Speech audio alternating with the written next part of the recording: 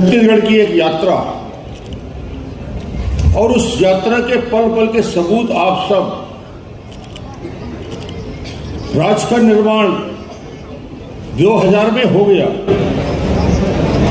अब 2000 से 2024 की यात्रा कैसे रही, कैसे हमने इस छत्तीसगढ़ को हिंदुस्तान के एक विकसित राज्य बनाने की दिशा में कदम उठाए, पहल किया, वो सारी बातें राजनांदगांव की जनता के समक्ष है।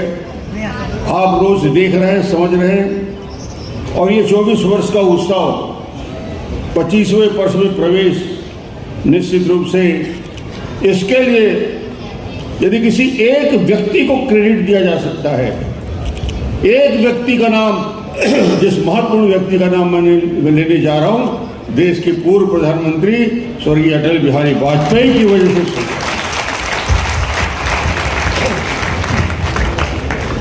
ये निर्माण की प्रक्रिया, राज्य बन गया, 3 राज्य बन गए, मगर उस राज्य के बाद छत्तीसगढ़ कहां खड़ा है? छत्तीसगढ़ के अचीवमेंट क्या रहे? राजनांदगांव विकास की किस दिशा में आगे बढ़ा? थोड़ी थोड़ी बातें मैं बताऊंगा, आपसे चर्चा करूंगा। और मैं निश्चित रूप से छत्तीसगढ़ के उन दिनों को याद कर रहा हूं जब छत्तीसगढ़ से पलायन होता था। बड़ी संख्या में पलायन करके हिंदुस्तान के सभी शहरों में यहाँ के किसान मजदूर भाई जाते थे। बड़ी उपलब्धि हुई कि 24 साल की यात्रा में 15 साल जब भारतीय जनता पार्टी की सरकार में मुझे मुख्यमंत्री होने का अवसर मिला, मैंने तय किया कि पलायन की पीड़ा से छत्तीसगढ़ को मुक्त किया जाएगा। उसको मुक्त कैसे किया जा सकता है? कुछ एडिशनल बेनिफिट, उसको अतिरिक्त सुविधा यदि उसके गांव में उपलब्ध करा दे। 18-20 रुपये किलो चावल खरीदने की अपेक्षा 1 रुपये किलो में यदि चावल उनके घर में पहुंचा के दे दे तो लखनऊ, कानपुर, इलाहाबाद वो कभी नहीं जाएगा, क्योंकि जिसके घर में 1 रुपये किलो चावल मिल रहा है, नमक मिल रहा है, चना मिल रहा है। एक शुरुआत का निर्णय जिसके पीछे कारण क्या थे? क्या वोट की राजनीति के लिए बना? नहीं, विशुद्ध रूप से छत्तीसगढ़ में इस योजना के पीछे कारण थे छत्तीसगढ़ का कुपोषण, IMR, MMR, माल न्यूट्रिशन यानी शिशु मृत्यु दर, मातृ मृत्यु दर, कम रक्त होने वाले कुपोषण से पीड़ित बच्चे जो 5 साल की भी उम्र पूरा नहीं कर पाते थे, उनकी मौत हो जाती थी। पहला लक्ष्य ये था और छत्तीसगढ़ में उसको बेहतर दिशा देने के लिए नीतिगत फैसला लिए गए। खाद्यान्न सुरक्षा का कानून बनाया, जवाबदारी ली और एक कानून बना छत्तीसगढ़ खाद्यान्न सुरक्षा अधिनियम।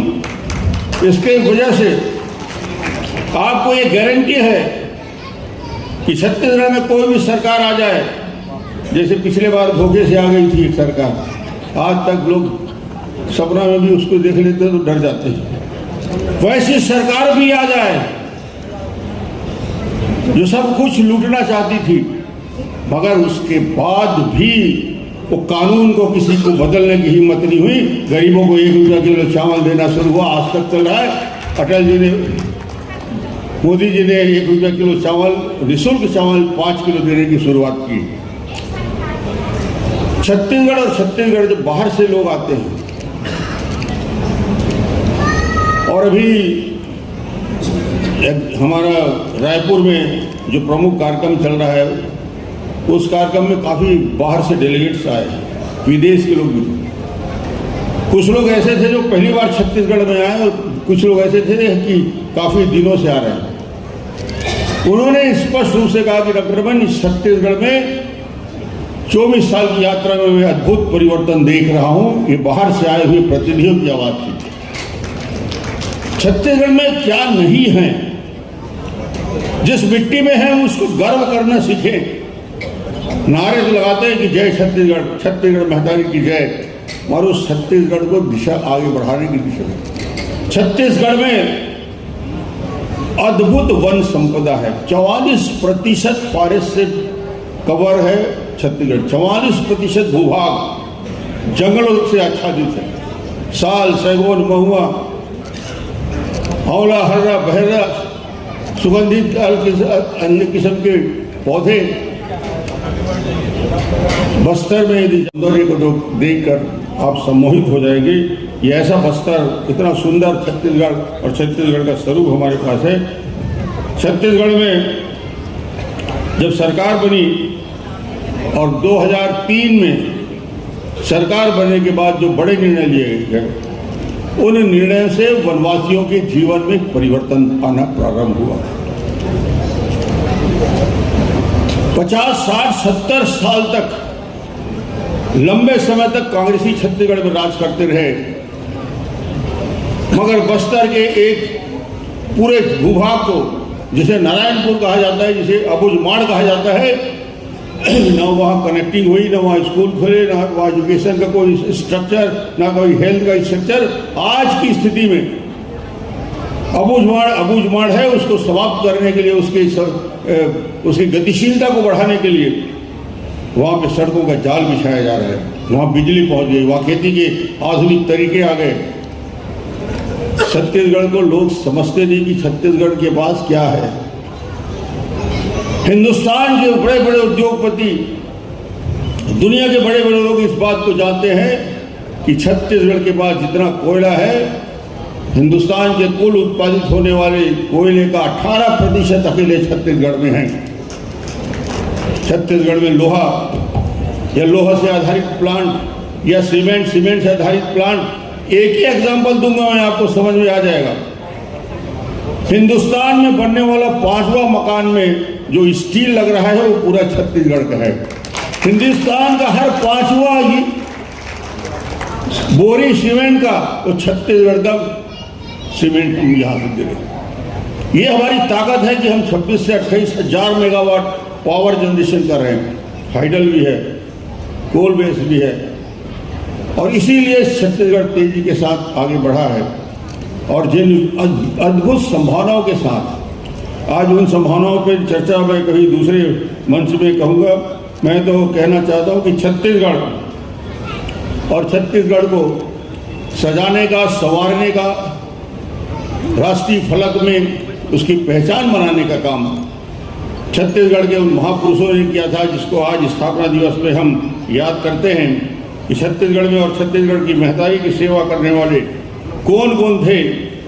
छोटी छोटी बातों से मैं आपका राजनांदगांव के उन अमोल कड़ियों के बारे में बताना चाहूँगा। राजनांदगांव में और राजनांदगांव से लगा हुआ छुईखदान और वहाँ के रहने वाले दहिहान गाँव, दहिहान में ठाकुर प्यारेलाल सिंह का जन्म हुआ। और ठाकुर प्यारेलाल सिंह छत्तीसगढ़ के राजनांदगांव जिले के निवासी रहे हैं, जो स्वतंत्रता संग्राम सेनानी के रूप में याद किए जाते हैं। कोऑपरेटिव सेक्टर में जो आज छत्तीसगढ़ खड़ा हुआ है, या बुनकर सहकारी समिति डोंगरगांव में स्थापित होगी, आज वर्षों काम कर रहा है, ठाकुर प्यारेलाल सिंह ने उसको काम को आगे बढ़ाया। और आश्चर्य करेंगे, जब राजनांदगांव से उनको देश निकाला हो गया। अब बोलोगे देश निकाला कैसे होता है, देश तो एक है। मगर जब आज़ादी नहीं मिली थी तो 565 से लेकर 570 छोटे छोटे रजवाड़े अपने आप को देश कहलाते थे, जिसको ठीक करने का काम सरदार वल्लभ भाई पटेल ने किया एक दिन में। तो जो देश कहलाने वाले लोग थे, जो शोषण करने वाले लोग थे, सबको कहा। ऐसी महान विभूतियाँ हमारे छत्तीसगढ़ में और राजनांदगांव में हैं, जिन्होंने देश का पहला मजदूर आंदोलन यहाँ से शुरुआत किया। ये धरती में पद्मलाल, पुन्नालाल बख्शी, बलदेव मिश्रा जी, गजानन मुक्ति बोध, कितने गुणी लोग पैदा हुए। डॉक्टर नंदूलाल चोटिया, कुंज बिहारी चौबे, गणेश खरे, शरद कोठारी, रमू श्रीवास्तव। और लोक संस्कृति के क्षेत्र में डॉक्टर जीवन यदु पीछीलाल, डॉक्टर गोरेलाल बलोर, वीरेंद्र बहादुर सिंह, इन लोगों ने अपनी सेवाएं प्रदान की। बहुत लोगों को ये भी नहीं मालूम कि फिल्म इंडस्ट्री में इतनी धमाका करने वाला किशोर साहू, गाइड पिक्चर किसी ने देखा होगा तो किशोर साहू को कभी जीवन में भूलेगा नहीं। किशोर साहू छत्तीसगढ़ के राजनांदगांव के रहने वाले, और यहाँ से जाकर बॉम्बे में अपनी प्रतिभा के बल पे वहाँ के सबसे अच्छे डायरेक्टरों में 4-5 में जिसकी गिनती होने लगी थी। मैं सिर्फ ये कहूँगा कि हमारा राजनांदगांव जिला तेजी के साथ विकास की दिशा में आगे बढ़ रहा है। राजनांदगांव का मेडिकल कॉलेज 500 करोड़ की 370 करोड़ की लागत से 500 सीट वाला मेडिकल कॉलेज, 15 करोड़ में मातृ शिशु अस्पताल की स्थापना हुई। दिव्यांग बच्चों के लिए देश का 11वां और छत्तीसगढ़ का पहला क्षेत्रीय संयोजित केंद्र शुरू किया गया, जहां 400 से ज़्यादा दिव्यांग छात्र छात्राएं अपनी पढ़ाई करने वाले हैं। ये छत्तीसगढ़ का सबसे बड़ा केंद्र होगा जहां दिव्यांग भाइयों के लिए मदद होगी। उनके लिए इलाज के जो नए आधुनिक तरीके हैं वो सभी, क्योंकि छत्तीसगढ़ में एकमात्र है, इसलिए पूरे स्टेट के एक बेहतर सेंटर के रूप में इसका विकास किया जा रहा है। तो चाहे स्कूटर का निर्माण हो, स्टेडियम का निर्माण हो और बहुत सारी बातें इसमें कही गई है कि हम विकास की दिशा में आगे बढ़ने का काम कर रहे हैं। और आज मैं तो सिर्फ ये कहने आया हूँ कि छत्तीसगढ़ और छत्तीसगढ़ के इस यात्रा में जब हम 26वें राज्य के बनने के बाद यहाँ खड़े हैं, तो जब देश के प्रधानमंत्री पूरे हिम्मत और हौसला से ये कहते हैं कि 2047 आते आते, यानी आज़ादी के 100 वर्ष पूरे होते होते, अभी 24 में हैं आप, 2047 यानी शताब्दी वर्ष होगा आज़ादी मिलने का। उस समय हिंदुस्तान दुनिया से विकसित राज्य की श्रेणी में पहले और दूसरे नंबर पर रहेगा। वो ये बोलते हैं, हम भी बोलते हैं, छत्तीसगढ़िया हर छत्तीसगढ़िया बोलता है कि 2047 आते आते छत्तीसगढ़ की वन संपदा है, छत्तीसगढ़ जो ब्रेन है, जो दिमाग है हमारे पास, एजुकेशन के जो बड़े बड़े संस्थान है छत्तीसगढ़ में, 2047 आते आते दुनिया छत्तीसगढ़ हिंदुस्तान के पहले, दूसरे और तीसरे नंबर के राज्य में होगा। ये संभावना छत्तीसगढ़ है। इसलिए पूरा गौरव के साथ मैं हिंदुस्तान या दुनिया के किसी कोने में जाता हूँ, बड़े से बड़े मीटिंग में जाता हूँ, बड़े से बड़े सम्मेलन में जाता हूँ और पहला अपना परिचय देता हूँ, डॉक्टर रमन फ्रॉम छत्तीसगढ़, छत्तीसगढ़ की बात। और लोग छत्तीसगढ़ को समझने लगे हैं, जानने लगे हैं। हमारे हजारों भाई काम करने के लिए बाहर जाते रहे हैं। छत्तीसगढ़ को इतना मजबूत कर देंगे कि यहाँ से पलायन जीरो हो जाएगा और हिंदुस्तान के अन्य क्षेत्र के लोग यहाँ आकर काम की तलाश में घूमेंगे। अभी भी आ रहे हैं, छत्तीसगढ़ ने दरवाजा बंद नहीं किया, अभी भी आ रहे हैं, आते रहेंगे, उनका भी स्वागत है। और हमारे पास जो शक्ति है, हमारे पास जो ताकत है, वरिष्ठ नेताओं का जो आशीर्वाद है, और सबसे बड़ी बात